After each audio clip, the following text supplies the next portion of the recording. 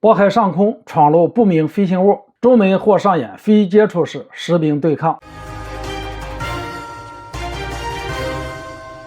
大家好，我是肖银华。假设这个不明飞行物是美国释放的，恐怕中美之间的博弈很有可能演变成双方非接触式实兵对抗。近日，网传山东青岛即墨区海洋发展局发通知称，日照附近海域发现不明飞行物，目前正准备将其击落。在这之前，中国却已经出手了。2月10号，国家海洋局发布了通告称，2月12号至19号，渤海海峡、黄海北部海域将执行军事任务，禁止民用船只驶入。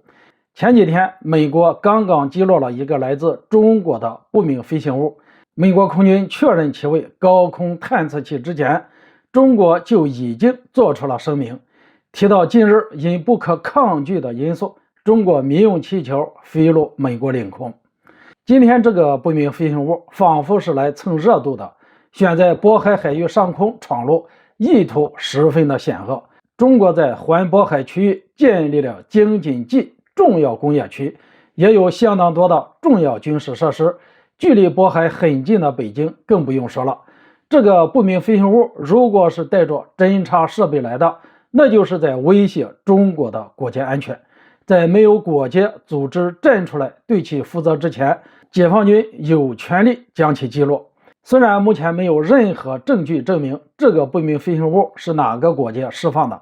但借着美国击落中国气球的热度来看，这是一件事关中美博弈的大事，更是一个难得的窥视中美军事力量直接对抗的窗口。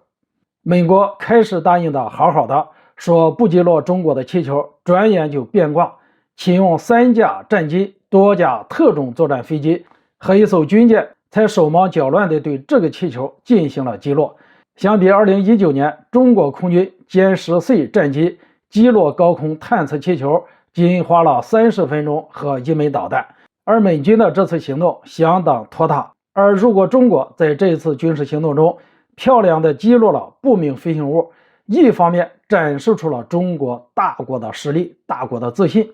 毕竟中国在发现这一不明飞行物之后，就立即做出准备将其击落的表态，与美国的出尔反尔截然不同。而中国的一系列军事动作又丝毫不拖泥带水，充分展示了解放军的强大战斗力。